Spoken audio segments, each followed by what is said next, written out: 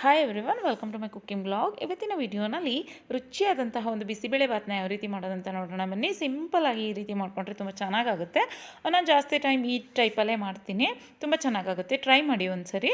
ಇದನ್ನು ಮಾಡಲಿಕ್ಕೆ ನಾನಿಲ್ಲಿ ಒಂದು ಅರ್ಧ ಕೆ ಜಿಯಷ್ಟು ಬೀನ್ಸು, ಒಂದು 1/4 ಕೆ ಜಿಯಷ್ಟು ಕ್ಯಾರೆಟು, ಒಂದು ಅರ್ಧ ಕೆ ಜಿಯಷ್ಟು ಗೆಡ್ಡೆಕೋಸು ಮತ್ತು ಸ್ವಲ್ಪ ಕೊತ್ತಂಬರಿ ಸೊಪ್ಪು, ಒಂದು ಬೌಲಷ್ಟು ತೊಗರಿಬೇಳೆ ಮತ್ತು ಒಂದು ಬೌಲಷ್ಟು ಅಕ್ಕಿಯನ್ನು ತೊಗೊಂಡಿದ್ದೀನಿ.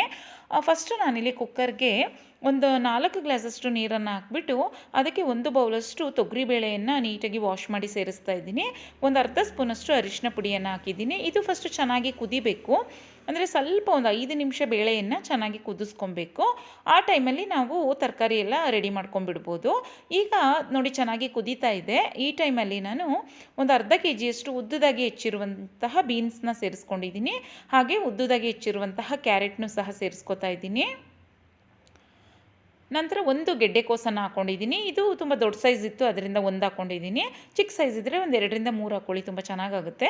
ಟೊಮೊಟೊನೂ ಅಷ್ಟೇ ಒಂದು 3 ಟೊಮೊಟೊವನ್ನು ಮೀಡಿಯಮಾಗಿ ಹೆಚ್ಚಿಬಿಟ್ಟು ಸೇರಿಸ್ಕೊಂಡಿದ್ದೀನಿ.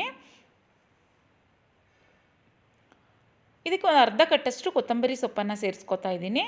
ತುಂಬ ಸಿಂಪಲ್ಲಾಗಿ ಈ ರೀತಿ ಮಾಡಿಕೊಂಡ್ರೆ ತುಂಬ ಚೆನ್ನಾಗಾಗುತ್ತೆ. ಈಗ ಅದೇನು ನಾನು ತೊಗರಿಬೇಳೆಯನ್ನು ತೊಗೊಂಡಿದ್ದೆ ನೋಡಿ, ಒಂದು ಬೌಲಷ್ಟು, ಈಗ ಅಷ್ಟೇ ಕ್ವಾಂಟಿಟಿಯಷ್ಟು ಅಕ್ಕಿಯನ್ನು ತೊಗೊಂಡಿದ್ದೀನಿ. ಈಕ್ವಲ್ ಕ್ವಾಂಟಿಟಿ ಎಷ್ಟು ತೊಗೊಂಡ್ರೆ ಆಯಿತು ಅಷ್ಟೇ. ತೊಗರಿಬೇಳೆ ಎಷ್ಟು ತೊಗೊಳ್ತೀವಿ, ಅಕ್ಕಿನೂ ಅಷ್ಟೇ ತೊಗೊಂಡ್ರೆ ಆಯಿತು. ಅದನ್ನು ಅಷ್ಟೇ ವಾಶ್ ಮಾಡಿಬಿಟ್ಟು ಸೇರಿಸ್ಕೊಂಡಿದ್ದೀನಿ. ಈಗ ನೋಡಿ ಅದಕ್ಕೆ ಒಂದು 1/4 ಸ್ಪೂನಷ್ಟು ಅರಿಶಿನ ಪುಡಿ, ಏಕೆಂದರೆ ಮುಂಚೆನೇ ಒಂದು ಸ್ವಲ್ಪ ಅರಿಶಿನ ಪುಡಿ ಹಾಕಿದ್ದೆ. ಒಂದು 3/4 ಸ್ಪೂನಷ್ಟು ಅಚ್ಚ ಖಾರದ ಪುಡಿಯನ್ನು ಸೇರಿಸಿದ್ದೀನಿ. ಈಗ ಇದಕ್ಕೆ ಒಂದು 3 ಸ್ಪೂನಷ್ಟು ಬಿಸಿಬೇಳೆಬಾತ್ ಪೌಡರ್ನ ಸೇರಿಸ್ಕೋಬೇಕು. ಮನೆಯಲ್ಲೇ ಬೇಕಿದ್ದರೆ ರೆಡಿ ಮಾಡಿ ಇರೋದಿದ್ದರೆ ಅದನ್ನೇ ಸೇರಿಸ್ಕೊಬೋದು. ಇಲ್ಲ ಅಂದರೆ ನೋಡಿ ಈ ರೀತಿಯಾಗಿ ಪ್ಯಾಕಲ್ಲಿ ಬರುತ್ತೆ ನೋಡಿ, ಅದನ್ನು ಸೇರಿಸ್ಕೊಂಡ್ರೆ ಆಯಿತು. ನೀಟಾಗಿ ಒಂದು ದೊಡ್ಡ ಸ್ಪೂನಲ್ಲೇ ಒಂದು 3 ಸ್ಪೂನಷ್ಟು ಸೇರಿಸ್ಕೊಬೇಕು. ಆವಾಗ ಟೇಸ್ಟ್ ತುಂಬ ಚೆನ್ನಾಗಿ ಬರುತ್ತೆ. ಬಿಸಿಬೇಳೆಬಾತ್ ಪೌಡರ್ನ ನಾವು ಕಡಿಮೆ ಸೇರಿಸ್ಕೊಂಡ್ಬಿಟ್ರೆ ಅದು ಟೇಸ್ಟ್ ಚೆನ್ನಾಗಲ್ಲ, ಅಂದರೆ ಒಂದು ಸ್ವಲ್ಪ ಕಲರು ಚೆನ್ನಾಗಿ ಬರಲ್ಲ ಮತ್ತು ಟೇಸ್ಟು ಸಹ ಚೆನ್ನಾಗಿ ಬರಲ್ಲ. ಅದರಿಂದ ನೀಟಾಗಿ ಒಂದು 3 ಸ್ಪೂನಷ್ಟು ಸೇರಿಸ್ಕೊಳ್ಳಿ, ತುಂಬ ಚೆನ್ನಾಗಾಗುತ್ತೆ. ಈಗ ಇದಕ್ಕೆ ಮತ್ತೆ ನಾನೊಂದು 3ರಿಂದ 4 ಗ್ಲಾಸಷ್ಟು ನೀರನ್ನು ಸೇರಿಸ್ತಾ ಇದ್ದೀನಿ. ಅಂದರೆ ಇದಕ್ಕೆ ಒಂದು ಸ್ವಲ್ಪ ನೀರಿನ ಕ್ವಾಂಟಿಟಿಯನ್ನು ಜಾಸ್ತಿ ಸೇರಿಸ್ಕೊಬೇಕಾಗುತ್ತೆ. ಅಂದರೆ ನಾವು ಒಂದು ಬೌಲಷ್ಟು ಅಕ್ಕಿ, ಒಂದು ಬೌಲಷ್ಟು ತೊಗರಿಬೇಳೆ ತೊಗೊಂಡಿದ್ರೆ ಒಂದು 10 ಬೌಲಷ್ಟು ನೀರನ್ನು ಸೇರಿಸ್ಕೊಬೇಕಾಗುತ್ತೆ. ನಂತರ ಇದಕ್ಕೆ ರುಚಿಗೆ ತಕ್ಕಷ್ಟು ಉಪ್ಪನ್ನು ಸೇರಿಸ್ಕೊತಾ ಇದ್ದೀನಿ. ಈ ಟೈಮಲ್ಲಿ ಟೇಸ್ಟ್ ನೋಡಿಬಿಟ್ಟು ರುಚಿಗೆ ತಕ್ಕಷ್ಟು ಉಪ್ಪನ್ನು ಸೇರಿಸ್ಕೊಬೇಕಾಗುತ್ತೆ. ಸ್ವಲ್ಪ ಮಾತ್ರ ಹುಣಸೆ ಹಣ್ಣನ್ನು ಸೇರಿಸ್ಕೊತಾ ಇದ್ದೀನಿ. ಬೀಜ ತೆಗೆದುಬಿಟ್ಟು ಇದೇ ರೀತಿ ಹುಣಸೆ ಹಣ್ಣು ಹಾಕಿದ್ರೆ ಆಯಿತು ಅಷ್ಟೇ, ಏಕೆಂದರೆ ಅದು ಪೂರ್ತಿ ಕಲಸೋಗುತ್ತೆ, ಸಿಗಲ್ಲ ನಿಮಗೆ ಬಿಸಿಬೇಳೆ ಭಾತಲ್ಲಿ. ಸ್ವಲ್ಪನೇ ಹುಣಸೆ ಹಣ್ಣನ್ನು ಸೇರಿಸ್ತಾ ಇರೋದ್ರಿಂದ ಹಾಗೆ ಸೇರಿಸ್ಕೊತಾ ಇದ್ದೀನಿ. ಬೇಕಿದ್ರೆ ಟೊಮೊಟೊ ಕ್ವಾಂಟಿಟಿ ಇನ್ನೂ ಕಡಿಮೆ ಮಾಡಿಬಿಟ್ಟು ಒಂದು ಸ್ವಲ್ಪ ಜಾಸ್ತಿ ಹುಣಸೆ ರಸವನ್ನು ಹಾಕ್ಕೊಂಡ್ರೂ ಸಹ ತುಂಬ ಚೆನ್ನಾಗಾಗುತ್ತೆ. ಈಗ ನೋಡಿ ಎಲ್ಲವನ್ನೂ ಸೇರಿಸಿದ ಮೇಲೆ ಕುಕ್ಕರ್ನಲ್ಲಿ ಮುಚ್ಚಿಬಿಟ್ಟು ನೀಟಾಗಿ 2 ವಿಷಲ್ ಬರೆಸ್ಕೊಂಡ್ರೆ ಸಾಕಾಗುತ್ತೆ. ಪರ್ಫೆಕ್ಟಾಗಿ 2 ವಿಷಲ್ಗೆ ನೋಡಿ 2 ವಿಷಲ್ ಬಂದುಬಿಟ್ಟು ನಾನು ಆರಿದ ಮೇಲೆ ನಿಮಗೆ ತೆಗೆದುಬಿಟ್ಟು ತೋರಿಸ್ತಾ ಇದ್ದೀನಿ. ಪರ್ಫೆಕ್ಟಾಗಿ ಆಗಿರುತ್ತೆ. ಮತ್ತು ಅದು ಏನು ನೀರಿನ ಅಂಶ ಎಲ್ಲ ಇರುತ್ತೆ ನೋಡಿ, ಅದರ ಹದ ಎಲ್ಲ ಏನಿರುತ್ತೆ ನೋಡಿ, ಪರ್ಫೆಕ್ಟಾಗಿ ಬಂದಿರುತ್ತೆ. ಈ ಥರ ಬಂದರೆ ಬಿಸಿಬೇಳೆಬಾತು ಸಂಜೆ ತನಕನೂ ಹೀಗೆ ಇರುತ್ತೆ.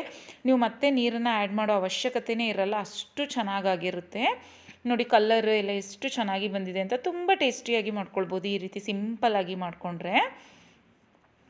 ಟೊಮೊಟೊ ಜೊತೆಗೆ ಹುಣಸೆ ಹಣ್ಣನ್ನು ಸ್ವಲ್ಪ ಸೇರಿಸ್ಕೊಳ್ಳಿ, ಆಗ ಟೇಸ್ಟು ತುಂಬ ಚೆನ್ನಾಗಿ ಬರುತ್ತೆ. ಈಗ ಇದಕ್ಕೆ ಒಂದು ಒಗ್ಗರಣೆಯನ್ನು ಹಾಕ್ಕೊಳ್ಬೇಕು. ಒಗ್ಗರಣೆಗೆ ನಾನಿಲ್ಲಿ ಇವತ್ತು ಎಣ್ಣೆಯಲ್ಲೇ ಒಗ್ಗರಣೆ ಹಾಕೋತಾ ಇದ್ದೀನಿ. ತುಪ್ಪದಲ್ಲಿ ಒಗ್ಗರಣೆ ಹಾಕಿದ್ರೂ ಸಹ ತುಂಬ ಚೆನ್ನಾಗಾಗುತ್ತೆ. ನಾನು ಕೊನೆಯಲ್ಲಿ ನಾವು ಅದು ಬಡಿಸುವಾಗ 1 ಸ್ಪೂನ್ ತುಪ್ಪ ಹಾಕ್ಕೊಂಡ್ರಾಯ್ತು ಅಂತ ಎಣ್ಣೆಯಲ್ಲೇ ಒಗ್ಗರಣೆ ಹಾಕ್ತಾಯಿದ್ದೀನಿ. ಈಗ ಜಾಸ್ತಿ ಎಣ್ಣೆ ಹಾಕ್ಕೋಬೇಕು. ಸ್ವಲ್ಪ ಎಣ್ಣೆ ಹಾಕ್ಬಿಟ್ಟು ನಂತರ ಅದಕ್ಕೆ 1 ಸ್ಪೂನಷ್ಟು ಸಾಸಿವೆ, ಒಂದು 3 ಸ್ಪೂನಷ್ಟು ಕಡಲೆ ಬೀಜವನ್ನು ಸೇರಿಸ್ಕೊತಾ ಇದ್ದೀನಿ. ಕಡಲೆ ಬೀಜ ನಾನು ಅದು ರೋಸ್ಟ್ ಮಾಡಿಬಿಟ್ಟು ಸಿಪ್ಪೆ ತೆಗೆದಿರೋದಿತ್ತು, ಅದನ್ನೇ ಹಾಕೋತಾ ಇದ್ದೀನಿ. ಈ ಥರದ್ದು ಕಡಲೆ ಬೀಜ ಹಾಕ್ಕೊಂಡು ನೋಡಿ, ತುಂಬ ಚೆನ್ನಾಗಾಗುತ್ತೆ ತಿನ್ನುವಾಗ. ಅದು ರೌಂಡ್ ಕಡಲೆ ಬೀಜದಕ್ಕಿಂತ ಈ ಕಡಲೆ ಬೀಜ ತಿನ್ನುವಾಗ ತುಂಬ ಚೆಂದ ಅನಿಸುತ್ತೆ. ಕಡಲೆ ಬೀಜ ಒಂದು ಸ್ವಲ್ಪ ಫ್ರೈ ಆದಮೇಲೆ ಅದಕ್ಕೆ ಒಂದು 4 ಒಣಮೆಣಸಿನ್ಕಾಯಿ ಮತ್ತು ಒಂದು ಅರ್ಧ ಇಡಿಯಷ್ಟು ಕರಿಬೇವಿನ ಸೊಪ್ಪನ್ನು ಸೇರಿಸ್ಕೊತಾ ಇದ್ದೀನಿ. ಕರಿಬೇವಿನ ಸೊಪ್ಪನ್ನು ಸ್ವಲ್ಪ ಜಾಸ್ತಿ ಹಾಕ್ಕೊಳ್ಳಿ, ಫ್ರಾಗ್ರೆನ್ಸ್ ಫ್ಲೇವರ್ ಎಲ್ಲ ತುಂಬ ಚೆನ್ನಾಗಿ ಬರುತ್ತೆ ಬಿಸಿಬೇಳೆಬಾತು. ಈಗ ನೋಡಿ ಅದೇನು ನಾವು ಒಗ್ಗರಣೆ ಹಾಕ್ಕೊಂಡ್ವು ಅದನ್ನು ಬಿಸಿಬೇಳೆಬಾತ್ ಮೇಲೆ ನೀಟಾಗಿ ಅದನ್ನು ಮಿಕ್ಸ್ ಮಾಡಬೇಕಾಗುತ್ತೆ ಹಾಕ್ಬಿಟ್ಟು. ಈಗ ಅದನ್ನು ಚೆನ್ನಾಗಿ ಮಿಕ್ಸ್ ಮಾಡಿಬಿಟ್ಟು ಬಡಿಸುವಾಗ ನಾವು ಬೇಕಿದ್ರೆ ತುಪ್ಪ ಸೇರಿಸ್ಕೊಬೋದು. ಇಲ್ಲ ಅಂದರೆ ಇವಾಗ ಏನು ನಾವು ಒಗ್ಗರಣೆ ಹಾಕ್ತೀವಿ ನೋಡಿ, ಈ ಟೈಮಲ್ಲೇ ಒಂದು 3 ಸ್ಪೂನಷ್ಟು ತುಪ್ಪ ಹಾಕಿದರೆ ಮತ್ತೆ ಬಡಿಸುವಾಗ ತುಪ್ಪ ಹಾಕ್ಕೊಳ್ಳೋ ಅಂಥ ಅವಶ್ಯಕತೆ ಏನಿಲ್ಲ. ನೋಡಿ ಪರ್ಫೆಕ್ಟಾಗಿ ಅದರ ಹದ ಎಲ್ಲ ಎಷ್ಟು ಚೆನ್ನಾಗಿ ಬಂದಿತ್ತು ಅಂದರೆ ಸಂಜೆ ತನಕನೂ ಅದು ಸ್ವಲ್ಪನೂ ಗಟ್ಟಿಯಾಗಲ್ಲ. ಈ ಥರ ಮಾಡಿಕೊಂಡ್ರೆ ಮಕ್ಕಳ ಲಂಚ್ ಬಾಕ್ಸ್ಗೂ ಸಹ ತುಂಬ ಚೆನ್ನಾಗಾಗುತ್ತೆ. ಒಂದೊಂದು ಟೈಮಲ್ಲಿ ತುಂಬ ಗಟ್ಟಿಯಾಗಿಬಿಡುತ್ತೆ ನೋಡಿ, ನಾವು ನೀರೆಲ್ಲ ಆ್ಯಡ್ ಮಾಡಬೇಕಾಗುತ್ತೆ. ಈ ಥರ ಪರ್ಫೆಕ್ಟಾಗಿ ಮಾಡಿಕೊಂಡಾಗ ತುಂಬ ಚೆನ್ನಾಗಾಗುತ್ತೆ. ಈವ್ನಿಂಗ್ ತನಕನೂ ಸಹ, ನೈಟ್ ಟೈಮ್ ತನಕನೂ ಸಹ ಹೀಗೆ ಇರುತ್ತೆ, ಸ್ವಲ್ಪನೂ ಚೇಂಜ್ ಆಗಲ್ಲ. ನೋಡಿ ಈಗ ಬಡಿಸ್ಬಿಟ್ಟು ತೋರಿಸ್ತಾ ಇದ್ದೀನಿ. ಈ ಪರ್ಫೆಕ್ಟಾಗಿ ಈ ಹದದಲ್ಲಿ ಮಾಡಿಕೊಂಡ್ರೆ ಬಿಸಿಬೇಳೆಬಾತು ತುಂಬ ಚೆನ್ನಾಗಾಗುತ್ತೆ. ಅಂದರೆ ತುಂಬ ನೀರು ಥರನೂ ಮಾಡ್ಕೊಳ್ಬಾರ್ದು, ತುಂಬ ಗಟ್ಟಿಯಾಗೂ ಮಾಡ್ಕೊಳ್ಬಾರ್ದು.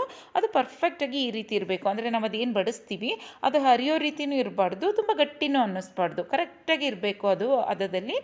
ಆ ಥರ ಮಾಡಿಕೊಂಡಾಗ ಸಂಜೆ ರಾತ್ರಿ ಅಂದರೆ ಮಾರ್ನಿಂಗ್ ಮಾಡಿದ್ದು ರಾತ್ರಿ ತನಕನೂ ಅದೇ ಥರ ಇರುತ್ತೆ. ಇದಕ್ಕೆ ನಾನಿಲ್ಲಿ ಸೈಡ್ ಬಜ್ಜಿನ ಮಾಡ್ಕೊಂಡಿದ್ದೆ, ಮತ್ತು ಇದಕ್ಕೆ ಸಲಾಡಾಗಿ ಅದೇನು ನಾನು ಕಟ್ ಮಾಡ್ಕೊಂಡಿದ್ದೆ ನೋಡಿ, ಗೆಡ್ಡೆಕೋಸಿತ್ತು ಮತ್ತು ಕ್ಯಾರೆಟ್ ಇತ್ತು, ಅದಕ್ಕೆ ಸ್ವಲ್ಪ ಉಪ್ಪು ಖಾರನ ಮತ್ತು ಸ್ಪ್ರಿಂಕಲ್ ಮಾಡಿಕೊಂಡ್ರೆ ತುಂಬ ಚೆನ್ನಾಗಾಗುತ್ತೆ. ನೋಡಿ ಬಿಸಿಬೇಳೆ ಬಾತನ್ನ ಈ ಥರ ಬಡಿಸುವಾಗ 1 ಸ್ಪೂನಷ್ಟು ಅದ್ರ ಮೇಲೆ ತುಪ್ಪ ಹಾಕ್ಕೊಂಡು ಅದಕ್ಕೆ ಮಿಕ್ಸ್ಚರ್ ಬರುತ್ತೆ ನೋಡಿ, ರೌಂಡ್ ಮಿಕ್ಸ್ಚರ್ ಬರುತ್ತೆ ನೋಡಿ, ಅದನ್ನು ಒಂದು ಸ್ವಲ್ಪ ಅದ್ರ ಮೇಲೆ ಉದುರಿಸ್ಕೊಂಡ್ರೆ ಅದ್ರ ಸಹ ಟೇಸ್ಟು ತುಂಬ ಚೆನ್ನಾಗಾಗುತ್ತೆ. ನೋಡಿ ಈ ರೀತಿಯಾದಂತಹ ಏನು ಮಿಕ್ಸ್ಚರ್ ಬರುತ್ತೆ, ಇದು ತುಂಬ ಚೆನ್ನಾಗಾಗುತ್ತೆ ಬಿಸಿಬೇಳೆ ಬಾತ್ಗೆ. ಇದನ್ನು ಮನೆಯಲ್ಲೇ ಮಾಡ್ಕೊಳ್ಬೋದು, ಇಲ್ಲಾಂದರೆ ರೆಡಿ ಔಟ್ಸೈಡಿಂದ ತಂದಿರೋದನ್ನ, ನಾನು ಔಟ್ಸೈಡಿಂದ ತಂದಿರೋದೇ ಇತ್ತು, ಅದನ್ನೇ ಹಾಕೋತಾ ಇದ್ದೀನಿ. ನೋಡಿ ಈಗ ರುಚಿಯಾದಂತಹ ಬಿಸಿಬೇಳೆ ಬಾತ್ ರೆಡಿ ಆಯಿತು. ಇದು ಮಾರ್ನಿಂಗ್ ಲಂಚ್ ಬ್ರೇಕ್ಫಾಸ್ಟ್ಗೂ ಸಹ ತುಂಬ ಚೆನ್ನಾಗಾಗುತ್ತೆ, ಮಕ್ಕಳಿಗಂತೂ ಲಂಚ್ ಬಾಕ್ಸ್ಗೂ ಚೆನ್ನಾಗಾಗುತ್ತೆ. ರೆಸಿಪಿ ಇಷ್ಟ ಆದರೆ ನೀವು ಟ್ರೈ ಮಾಡಿ, ಬೇರೆಯವ್ರಿಗೂ ಶೇರ್ ಮಾಡಿ. Thank you.